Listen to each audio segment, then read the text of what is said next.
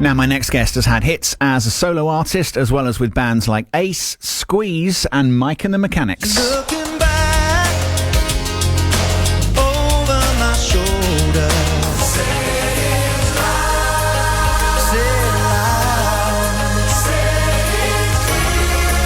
say it clear, tempted. In an incredible career, Paul Carrack's toured as a session musician for the likes of Elton John, Eric Clapton and Ringo Starr. His songs have been recorded by people like Diana Ross, the Eagles and Tom Jones. It started when he was 17 years old, but just a short while later, Paul hit the big time with his first major hit, this one. How Long, with his band Ace. Now, that song's been re-recorded to celebrate Paul's career and as the first taster of his new retrospective album, How Long, the 50th Anniversary Collection, which is out a week on Friday. He's also coming our way on tour in the autumn as well. Paul Carrack, welcome to the show. Hello, Adam. How are you? I'm very well, thank you. How are you? Are you staying cool in this hot weather? Trying to, yes. Very, very warm. Yeah, well, we Lovely. love it. We love it. Yeah, exactly. Here, can't complain. Now, playing a little snippet of How Long there. I love the story of How Long because it's one of those songs. Everyone thinks they know what it's about, but of course, it sounds like it's about a cheating partner, but it's not, right? Well, not really. No, it's it's about the fact that with Ace, we were just a little fun band playing around the pubs in London. We had some pals who were doing rather better than us in their band, but they borrowed our bass player for a couple of shows, and in the meantime, we're sort of trying to persuade him to leave this dodgy little pub band and join them on their American tour. I love it. But so we were very miffed about that, to be honest with you. So they were the friends of the fancy persuasion or whatever it is. That's however it. You phrased You got it, yeah. I love it. Now, we're going to play, after our conversation, your new version, the new re-recording of How Long, which we're going to get, of course, on the new album. Clearly, you've performed this song a few times over the years. How was it? Once or twice. Yeah, it's come up, yeah. How was it recording it again, doing this new version? Well, it's not unusual because, I mean, as you say, for the last 50 years, I've been playing it at every gig, at least once. But kind of the reason for doing it, apart from anything else, I mean, you played several of the songs that I've been involved with over the years there, and they were the original recordings you played just now. Yeah. Now, we wanted to put out a compilation album to mark the occasion of the 50 years. But it was very difficult to get permission to use those original recordings, basically. And it was actually easier in the end because they had to be included on a compilation of my career. So we re-recorded those songs. For the last sort of 24 years, I think it is, I started my own little label, and that's how I've released my stuff since then. And so that makes up the rest of the album, songs from that, I do own the rights to. But with the re-recordings, it was great fun. But I'm used to singing those songs all the time, so it wasn't difficult at all. And how's it been looking back over the last 50 years to put together this track list? Because, I mean, it's a gentle reminder for anyone who may have forgotten quite how much you've done in those 50 years. Yeah, quite a bit, and there's been a few, big hits there along the way. It wasn't easy to compile an album. To be honest, we took quite a bit of information from sort of streaming sites to see what were the most popular kind of songs in that arena. Right. I've got other songs that, my personal favourites that aren't included on it, but, maybe at some point we'll do another compilation with some of those on.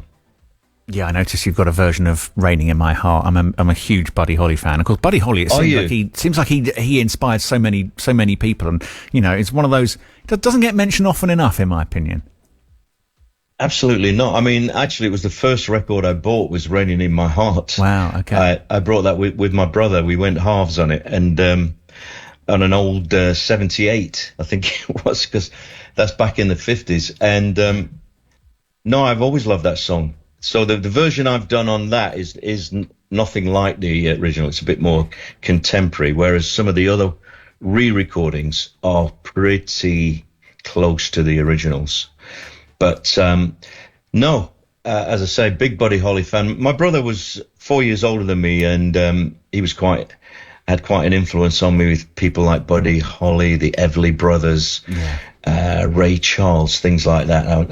I've always loved all that stuff. Little known fact about Mr. Paul Carrack is that that you played on the biggest selling single of all time. Elton John's "Something About the Way You Look Tonight," of course, turned out to be the double A side with "Candle in the Wind" in 1997 that made it the biggest selling single of all time. So that's quite the accolade to have. It is. It's not one I bring out very often. It's a kind of a tenuous link. I think that must have been some publicist back in the day that made the connection, but I think it's more coincidence than anything. But, I played on a couple of Elton tracks, that being one of them. And I'm very proud of that fact on its own, whether it had been a big seller or not. I mean, "Candle in the Wind" was the hit, really.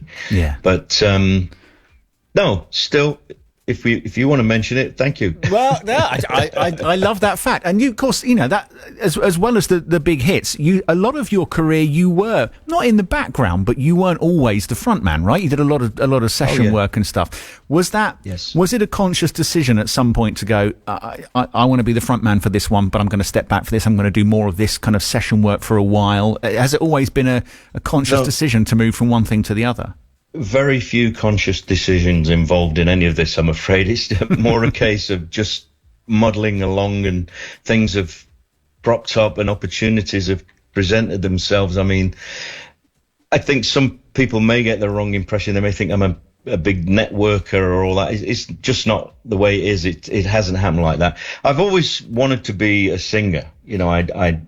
I think that's what I'm best at, actually. I'm a totally self-taught musician, and I've made albums playing everything: guitar, keyboards, drums, everything. I'm a bit of a jack of all trades, but I think my one true where I'm kind of better is as a singer.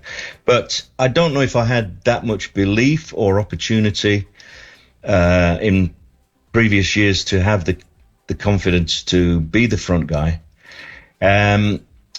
But it's what I enjoyed doing. I mean, I'm not in the terms of being a front man, because I'm not really that kind of pushy or that kind of ambitious, but I do like to sing, and I think it's what I do best. Talking about you being a multi-instrumentalist, I remember coming to see you live several years back, and you looked like you were having the most fun on stage, because you moved around the stage a lot. I remember that there were times when you were singing, and there were times when you were playing the guitar, or times when you were playing the keyboard. I'm pretty certain you got on the drums at one point as well. You just seem like you're having the most fun. It's the only exercise I get, mate. So it seems like you're having a great time when you're on stage. Yeah, we are having a great time. I mean, I have a great band that I've had together for a good 20 years now, and they're all Sheffield lads, which is where I'm from originally. Yeah. I made the connection with them all those years ago, because I've kind of spent most of my life in the South, living in London. Married to a London girl, but I made the connection back with these guys from Sheffield, and it was a great move, because a lot of the guys around on the London scene that I knew, that I played with and would help me do my solo stuff, they were involved with real big projects like Pink Floyd or what have you, and that was difficult for me to maintain in those days as a solo artist. But I got together with these guys from Sheffield, and it just had that band feeling about it. They were really supportive of me. For them, it was a good opportunity, and it's just grown into an excellent band, and we do enjoy what we do. We don't have any dramas, I've got to tell you. We just go out there and do our tours, and we love what we're doing.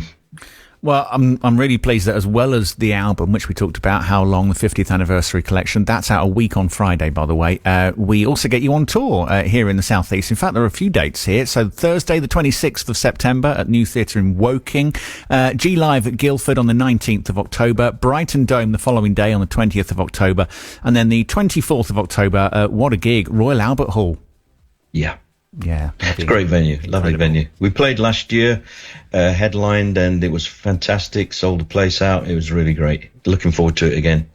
And we're looking forward to the album too, which, as I say, is out on the 23rd of August. Paul Carrack, it's been a great pleasure to chat with you. Good luck with the album and with the tour. Thanks, Adam. Cheers. And this is the newly re-recorded version of How Long?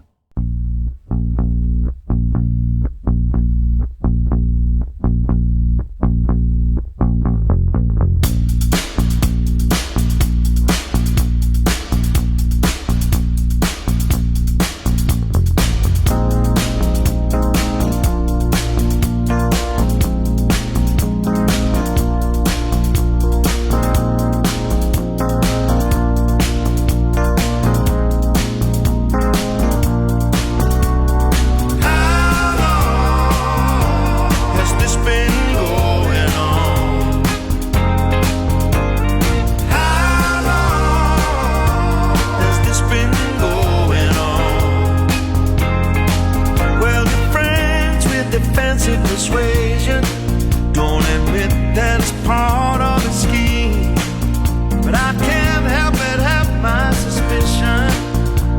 I ain't quite as dumb as I seem. You know, you said you never intended to break up our scene in this way, but there ain't any use in pretending it could happen to us any day.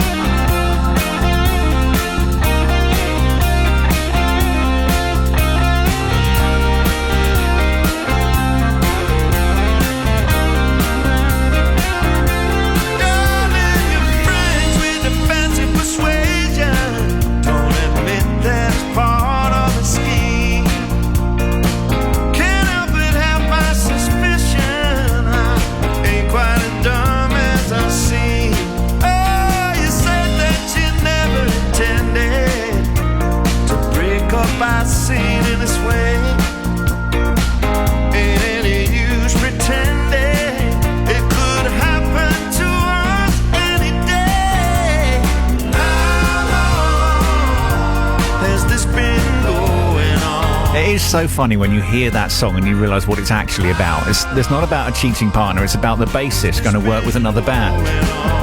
The Friends of the Fancy Persuasion. How Long from Paul Carrack, the new re-recording from his album How Long, the 50th anniversary collection, which is out on Friday the 23rd of this month.